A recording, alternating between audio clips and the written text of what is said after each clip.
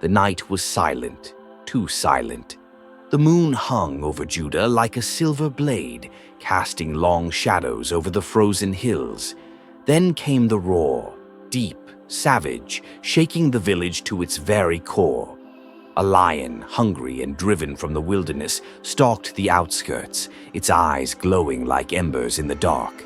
The villagers trembled, clutching their children, whispering desperate prayers. Doors slammed, candles flickered, and hearts raced.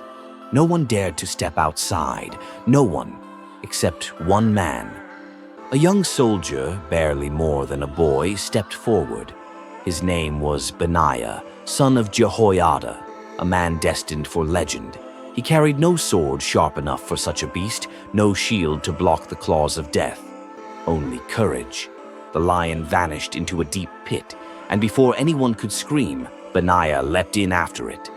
The pit echoed with growls, the thud of claws, and the sound of life itself hanging by a thread. The struggle lasted what seemed like hours, a fight between death and sheer will. Then silence. Snow fell softly over the pit, blood and frost mingling. And from that pit a figure climbed out, hands torn, breath heavy, eyes burning with the fire of a man who refused to die. He had killed the lion in the pit, not for fame, not for glory, but because someone had to. That man was Benaiah, and his story didn't end there. Across Israel, whispers grew of a soldier who could defeat giants, who could walk into danger where others would flee. A man whose loyalty to God and his king was unshakable.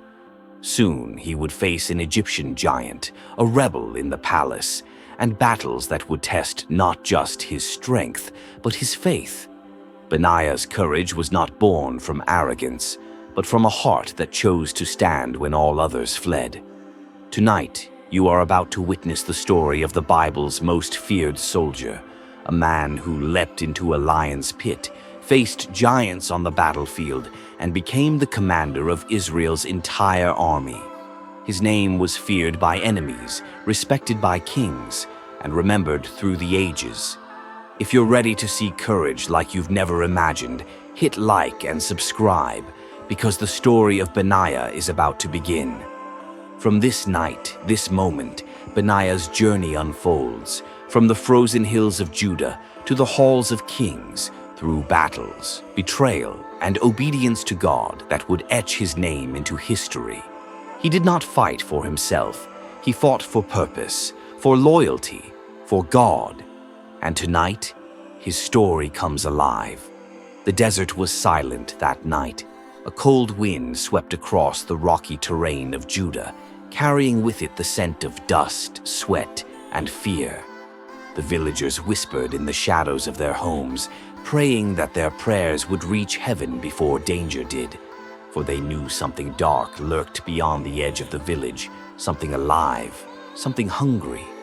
The pit yawned in the moonlight, a trap dug hastily by the elders to protect their flocks. But tonight it would serve a far graver purpose. A lion had been terrorizing the region, a beast whose roar shook the hills and whose claws struck terror into even the bravest shepherds. Its golden eyes glimmered like embers in the night, searching, always searching. And then came Benaiah, not armored, not armed with sword or shield, just a man, a warrior whose reputation had begun to ripple across the lands of Israel. But even a reputation could not carry him against a lion. What did carry him was something far fiercer: faith, courage, and the certainty that his life was not his own. He approached the pit with deliberate calm, the villagers' prayers echoing behind him, mingling with the howl of the wind. A shepherd whispered, "Benaiah, no!" But the warning fell like dust into the desert wind. He did not flinch. He did not pause. The lion leapt. Its roar ripped through the night, a sound that would haunt anyone who heard it. But Benaiah had calculated, had planned, had prayed. With a leap that mirrored the beast's, he met it head-on, tumbling into the pit with it. Dust and sand erupted around them, claws and teeth flashing, muscles tensing, life and death intertwined. For a heartbeat, the world held its breath, and then another. Benaiah's hand found the lion's jaw. His grip was iron, his resolve steel. He twisted, shifted, pinned, the dance of predator and warrior moving with lethal precision. The villagers watched from the edge of the pit, hearts pounding, eyes wide. Some wept, some prayed, some turned away, unable to witness the impossible courage that was unfolding. And then the lion faltered. Exhaustion, shock, and perhaps a strange recognition of strength in a man fueled by God's courage slowed its deadly rhythm. With one final effort, Benaiah forced it to submission, standing over the beast like a sentinel over the night. He did not smile, he did not boast. He simply rose, dust clinging to his robes, eyes reflecting the moonlight. Around him, silence returned, not the quiet of peace, but the reverent hush of awe. The elders approached cautiously, their faces etched with disbelief. "No man has faced the beast and returned," one whispered. Benaiah only shook his head. "The Lord protects those who trust him," he said softly, his voice carrying across the desert. This lion was no match for faith. The moonlight shifted, casting long shadows over the pit. In that moment, Benaiah was no longer just a man. He was a symbol, a spark of hope in the darkness. His story would travel far beyond the hills of Judah, carried on whispers, songs, and the awe of those who dared to dream of courage. As he walked back toward the villagers followed at a distance, their fear replaced with respect, their terror replaced with wonder. And somewhere in the shadows, the desert watched, silent once more, but changed forever. The sun had barely begun its ascent over the hills of Israel, casting a pale orange glow across the valley. The air was thick with the scent of dust and anticipation. News of Benaiah's bravery against the lion had already begun to spread, but whispers could not prepare the villagers, or even seasoned soldiers, for what was about to unfold. A challenge unlike any other had arrived, a giant from Egypt, a warrior of immense strength and terrifying reputation. His footsteps shook the ground, each stride echoing like thunder across the hills. Tales of his size and ferocity had traveled faster than he had, and soldiers trembled at the thought of facing him. Some said he could fell a man with a single swing of his massive spear. Others whispered that he had never been defeated in battle. Yet, standing among the soldiers of Israel, Benaiah did not flinch. He had faced death before. He had stared into the eyes of a lion and walked away victorious. What was this giant compared to faith, courage, and the skill honed over years of service to the Lord? The villagers and soldiers gathered at the outskirts of the field where the confrontation would occur. The giant's armor glinted menacingly in the morning sun, a shield strapped to one arm and a spear taller than most men held firmly in his hands. He laughed, a deep booming sound that echoed through the valley, meant to intimidate, meant to crush the hearts of all who dared stand against him. Benaiah stepped forward, not with boastful bravado, but with steady, measured resolve. His hands gripped his own spear, ordinary by comparison, yet sharp, precise, and guided by experience and unshakable faith. The giant lunged first, thrusting the spear with a force that could pierce stone. Benaiah dodged, rolling across the sand, the spear slicing mere inches above him. Dust erupted into the air, blinding both men for a fleeting second, but Benaiah's eyes never wavered. He measured, calculated, and waited for the moment to strike.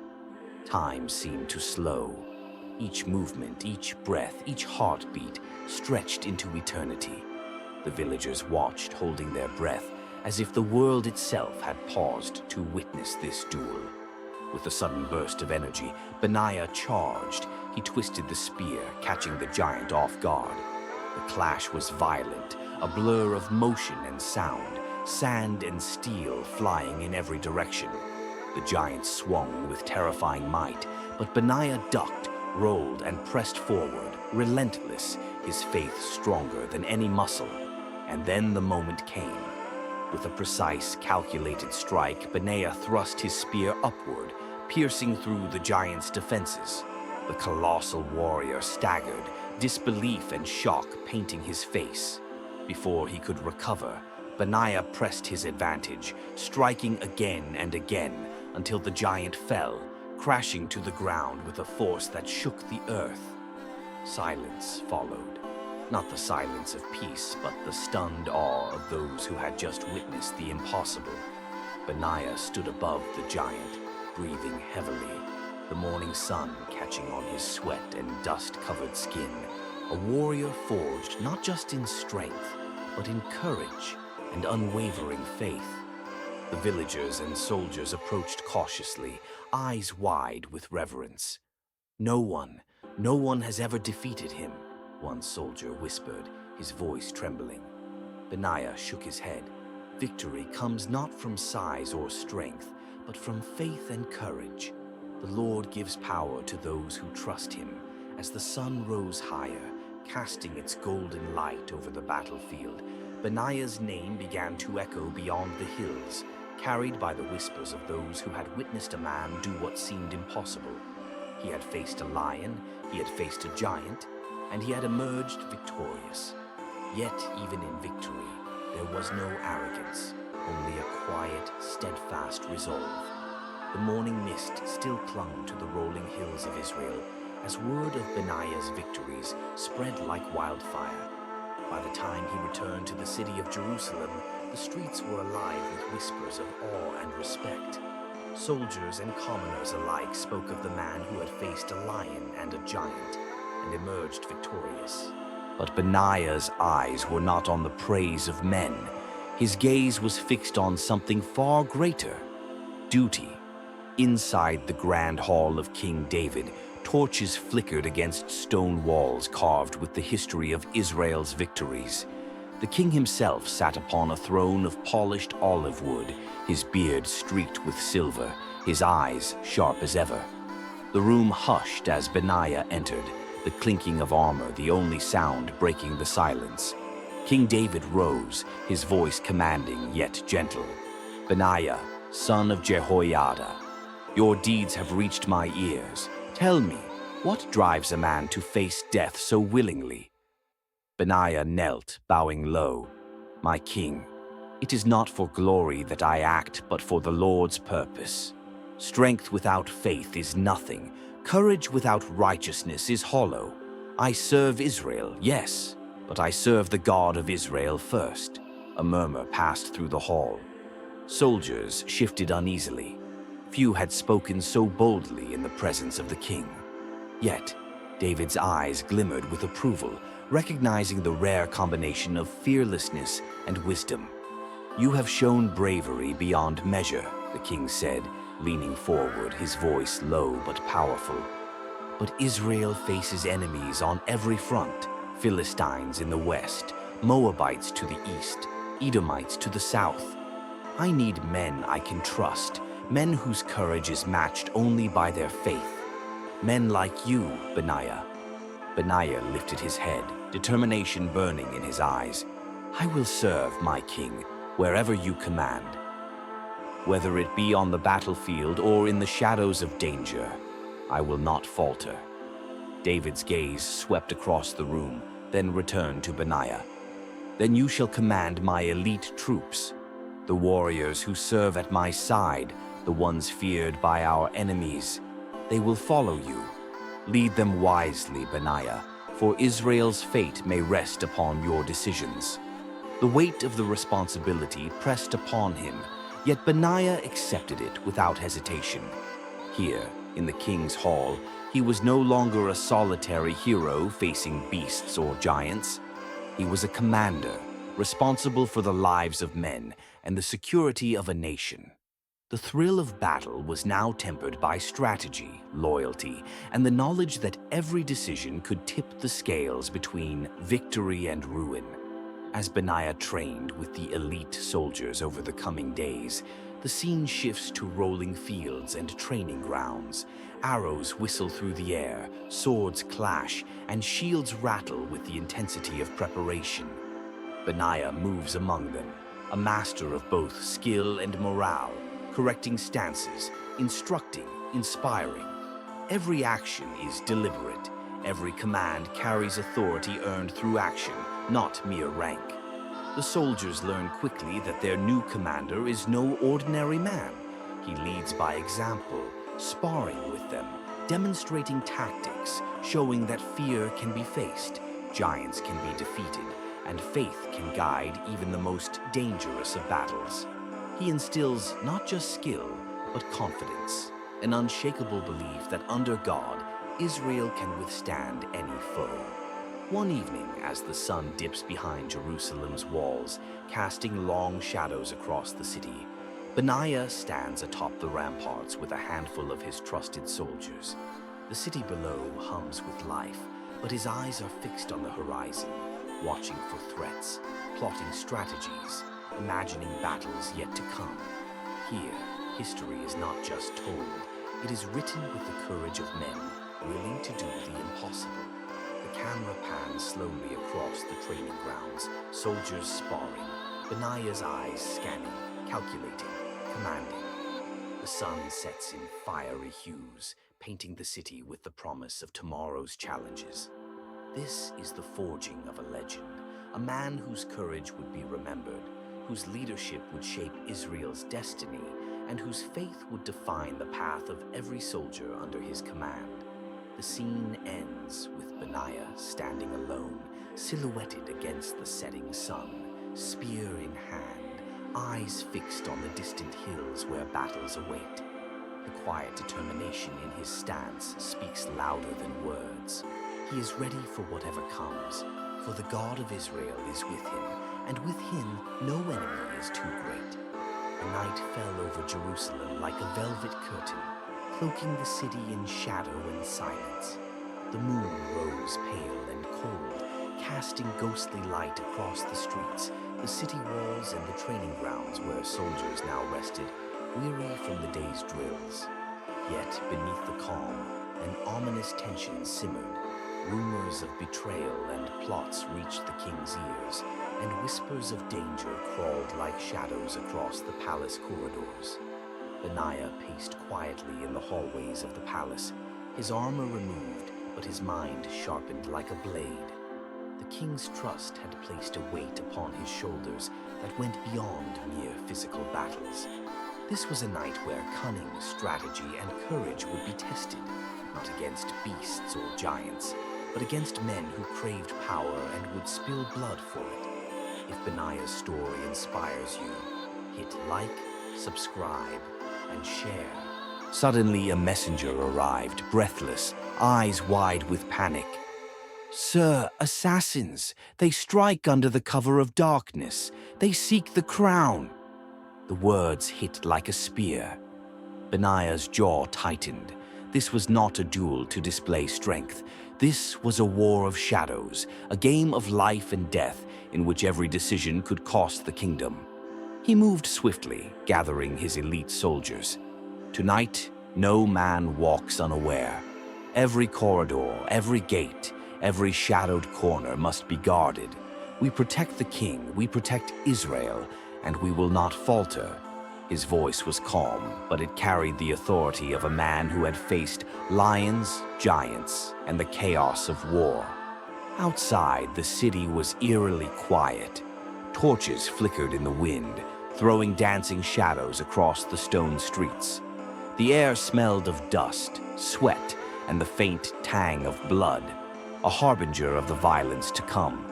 The conspirators had planned carefully, but Benaiah's eyes were sharper. He anticipated, predicted, and prepared for every strike before it was even made. Then came the first attack, a shadowy figure darting toward the king's chamber. Benaiah intercepted with lightning speed, spear in hand, his movements precise, deliberate, lethal. The intruder fell silently, a shadow swallowed by darkness, yet the night was far from over. One by one, the palace echoed with the clash of steel.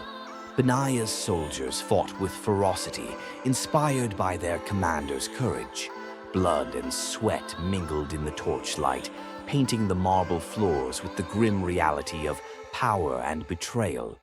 Every intruder who thought themselves clever enough to take a crown met Benaiah's unmatched skill.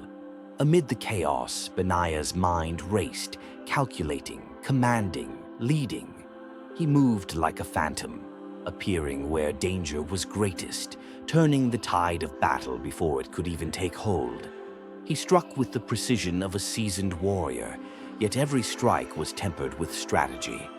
There was no recklessness, only the cold, unwavering resolve of a man protecting not just a king, but the future of Israel.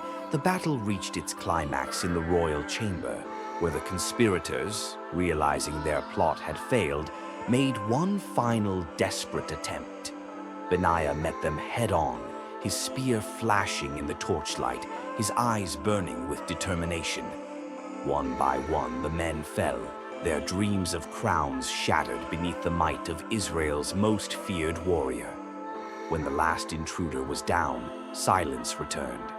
The king emerged, awe and gratitude shining in his eyes. "Benaiah, tonight you have done more than fight. You have saved the throne, the kingdom, and perhaps the very soul of Israel." Benaiah's face was grim but composed. "It is not I who protects my king," he said softly. "It is faith, vigilance, and the courage to act when darkness comes." The city slowly settled, shadows receding as the first light of dawn touched the walls. But the memory of the night, the blood, the danger, the courage, would linger. Benaiah had proven that true warriors fight not just with strength, but with foresight, honor, and the steadfast heart of one who trusts in God above all.